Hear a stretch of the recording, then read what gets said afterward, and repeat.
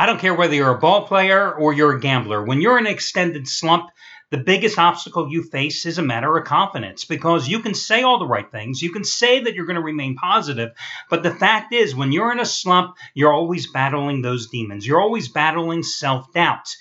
Listen, I've been in an extended slump since I returned after a near-month absence because I was out with pneumonia since last Thursday, and I've been updating you on the daily progress with battling that slump each and every day. But I've always told you that I never celebrate the wins and I never lament the losses for one single reason. You just can't dwell on the past when you're a gambler. That's the bottom line. And I often joke with you that I think that you have to have a little bit of short-term memory deficit to do what we do, this thing that we call gambling that we love so much. Because, again, you can't dwell in the past. And I don't care if you're in a winning streak or you're in a losing streak. Because, listen, guys, when you're in a winning streak, the same thing applies. You can't get hung up on celebrating the wins from days past, because then you often lose focus. So, yesterday, even though I've been in a slump, when I saw yesterday morning that line between Louisville and Syracuse, I'm telling you, that little voice that sometimes sits on my shoulder and he whispers in my ear, and he was screaming yesterday, bet me, bet me, bet me for all you're worth on Syracuse. I had to play that game, and I told you, if you have to be a client of mine yesterday, I had to play that game for everything it was worth, because it demanded that play. Because I loved Louisville last night. Loved Louisville last night. Because I just knew that Bobby Petrino's team was so much better. And Bobby Petrino is one of those guys who, let me give you an analogy, and this is a true story. So years ago, I was a reporter, okay? And often when you're a reporter and you're in a smaller organization, often when you're going out to do filming a stand-up and you're doing an interview, well, you're doing everything. You're the cameraman, you're the mic guy, you're the reporter, and everything. So I'm doing the stand-up. I set up the camera, right? I'm actually standing there in front of the camera. I set up the shot. I had the microphone there in front of the athlete, and I won't mention the athlete's name. And it was after a game, and I was asking him about a teammate. This teammate had a great game this night. He had like 21 or 22 rebounds, which was very unusual, let's say, because this guy, even though he had all the physical tools, let's just say sometimes he was a lackadaisical player. So I asked the guy, I said, well, what got into this guy tonight? Because he just had a monster game on the boards. And this guy says to me, man, he was playing out there like he was going to kill his effing mother for a rebound. He says this. Thank God it was taped. So the player looks at me, knowing that this is being recorded. He says, damn, I guess you can't use that tonight. So we laugh about it. I ask him the question again, and he gives me a little more, shall we say, G-rated quote. But I've always thought of that quote. Man, he was going to kill his effing mother for a rebound tonight.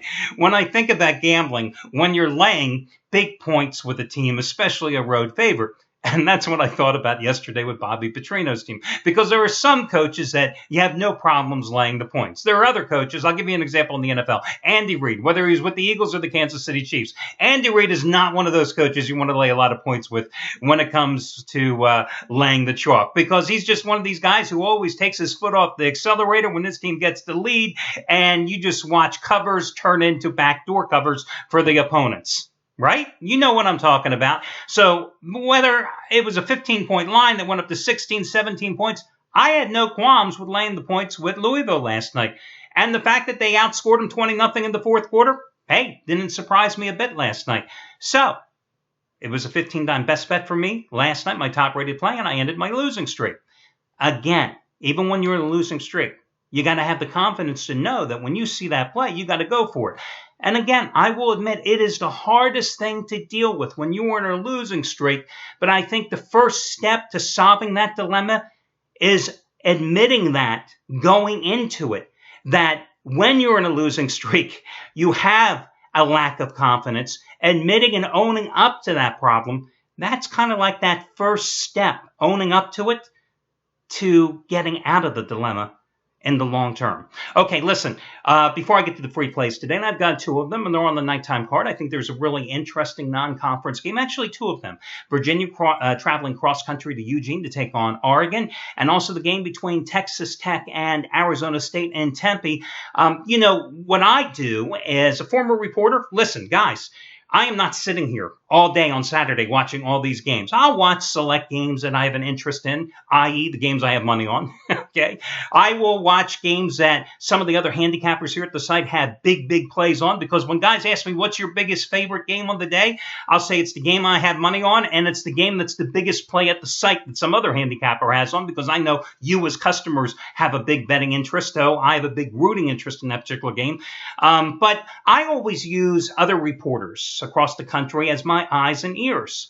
They are, in essence, my scouts, because they are involved with the teams on an intimate basis, day in, day out. So who better to scout these teams than your daily beat reporter? So I scour the newspapers every single day, and I probably read about 20, 25 papers every day online. And then, of course, when I isolate particular games on a weekly basis, I follow those teams from Tuesday right up until game time, because that's how I follow those particular papers and those particular reporters to narrow down a particular card. So I come across some really kind of interesting things here, and little tidbits of information. So I wanted to pass on a couple of them. One of my favorite newspapers that I like reading is the Waco Tribune in Waco, Texas. One of their sports writers, John Werner, he does a really good job with his college football picks. And he has his picks every weekend, and they always naturally deal with the Big 12, and he picks them straight up and against the spread.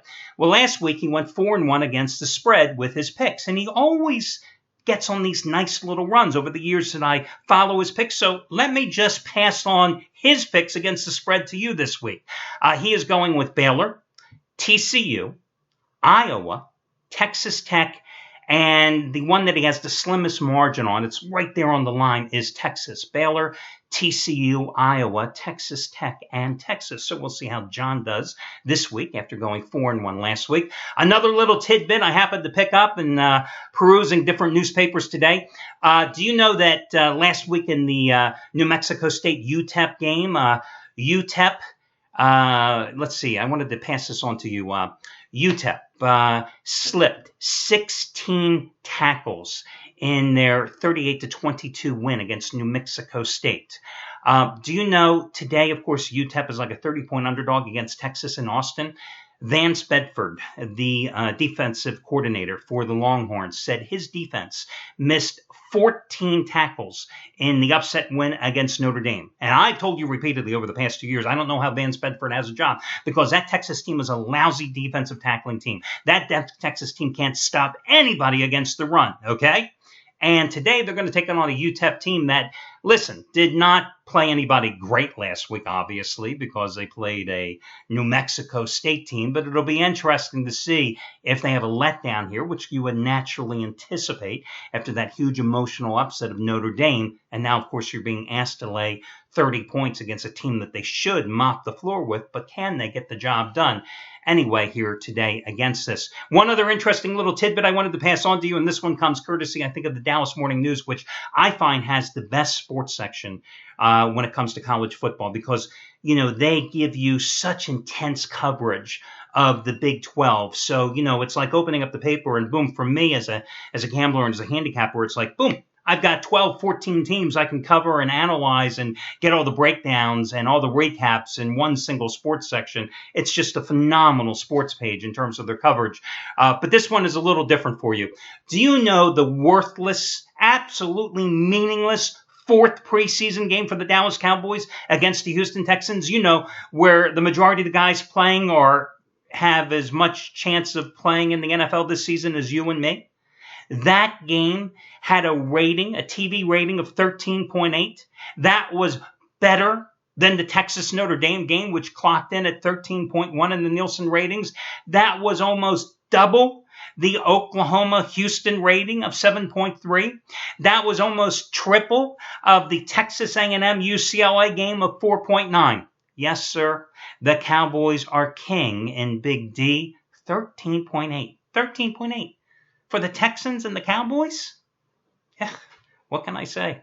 Okay, let's get to your complimentary plays. Hey, FYI, congratulations going out to Shawn Michaels yesterday. You know, a few guaranteed plays here at the site by the handicappers, and it's up to them if they want to release them, are few and far between. Last night, he put his money where his mouth is, had his guaranteed baseball play of the year, and it was an underdog play at that, and he cashed in John Lester. 7 innings of 7-hit shutout ball and a 2-0 win at Houston in interleague play. It was his guaranteed game of the year, a 50-dime play.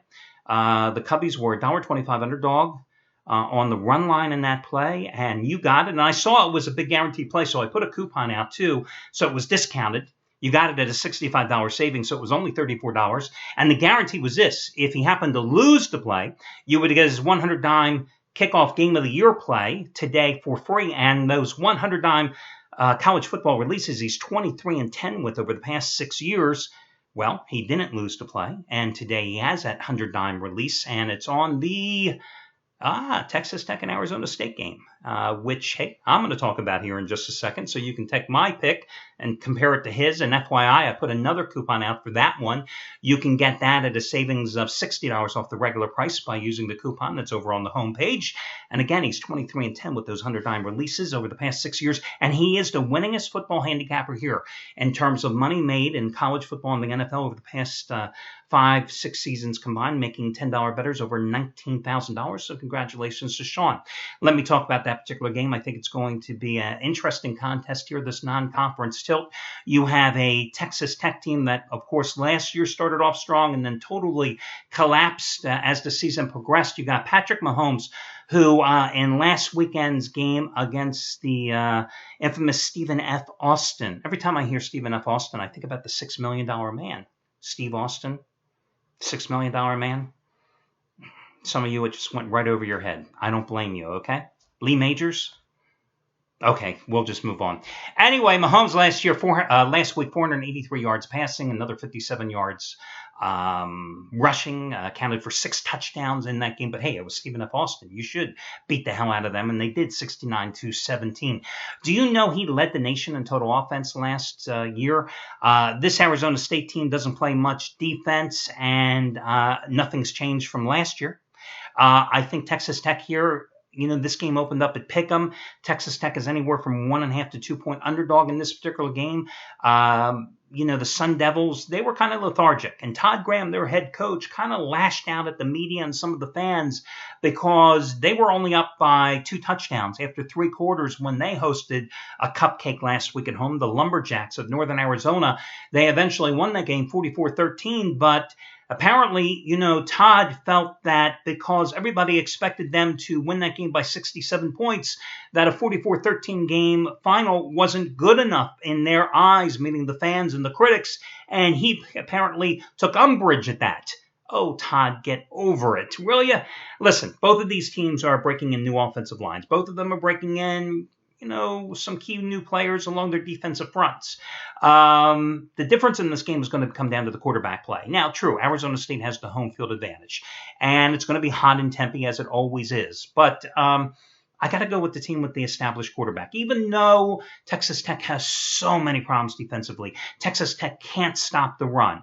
And obviously, Arizona State's going to try to dominate on the ground because the best defense that Arizona State can play tonight is by running the ball and managing the clock. I just think the quick strike potential by the Red Raiders with Mahomes at quarterback is going to be the difference here, and that's why I'm going to go with the Red Raiders to pull the upset, if you can call it an upset, as a 1.5 to 2-point underdog, winning that late-night contest. Now, your other game is kind of an interesting contest. It's going to be between Oregon and Virginia. Yeah.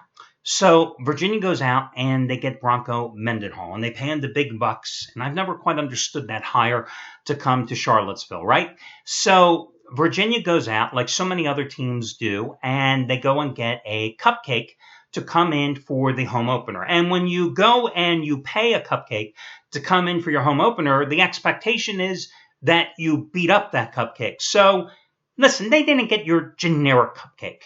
They go out and they get a pretty damn good 1AA team in Richmond, a powerhouse in FCS play, Richmond, okay? But they pay him $375,000, and Richmond comes to Charlottesville last week. Now, there was just one problem with that. The Spiders, that's Richmond, well, they must not have gotten the memo that they were supposed to roll over and play dead.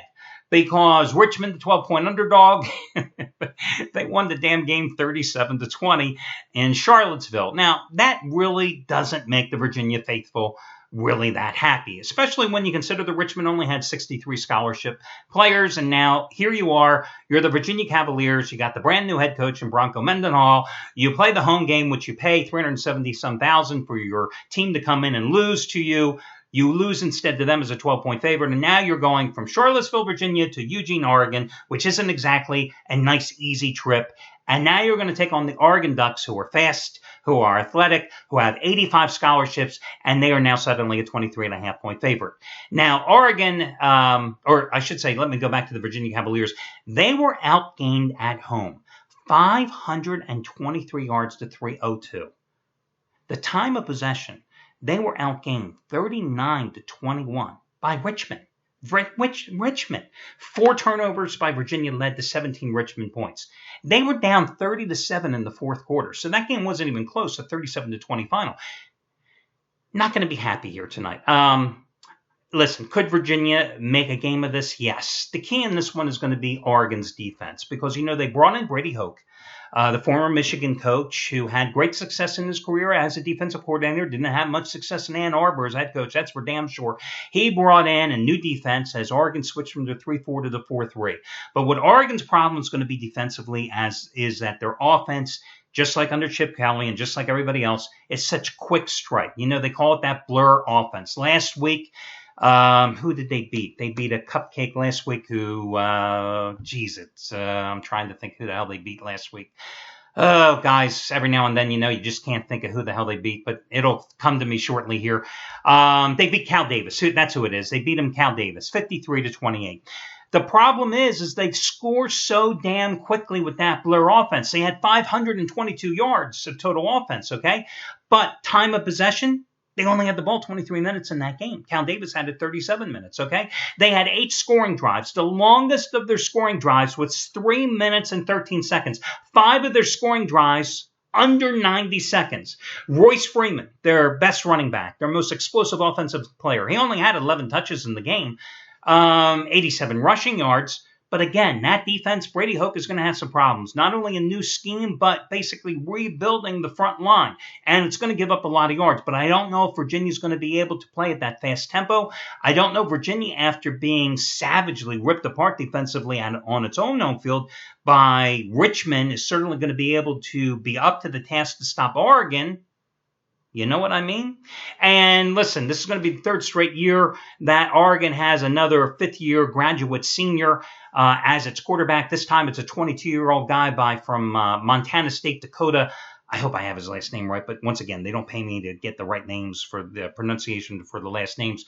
Dakota Prokop, I think is his last name, 21 for 30 last week against Cal Davis, 271 yards, 3 touchdowns, also 36 yards rushing, and another score. I just think Oregon has too many offensive weapons here. They're going to score touchdowns and put points on the board quickly. It's a long travel jaunt for Virginia, and I just don't think the Cavaliers are going to be up for this one. And I think Oregon, 23.5 point, yes, a heavy chalk, but I do think they're going to be able to put enough points on the board. And it wouldn't surprise me to see them put 48, 52 points on the board here against the Cavaliers, who are entering this game with absolutely no confidence. Again, they lose to Richmond, the team they paid $375,000 to come in to roll over and play dead. And they're down 30-7 in the fourth quarter in Charlottesville in that one. So, Virginia goes down in flames. I like Oregon laying the double digits at home. And I like Texas Tech as the slight road dog as your other complimentary play today. And that'll do it, guys. I wish you well. And tomorrow, we'll talk about a little NFL action. Good luck, everybody, and talk to you again on Sunday morning.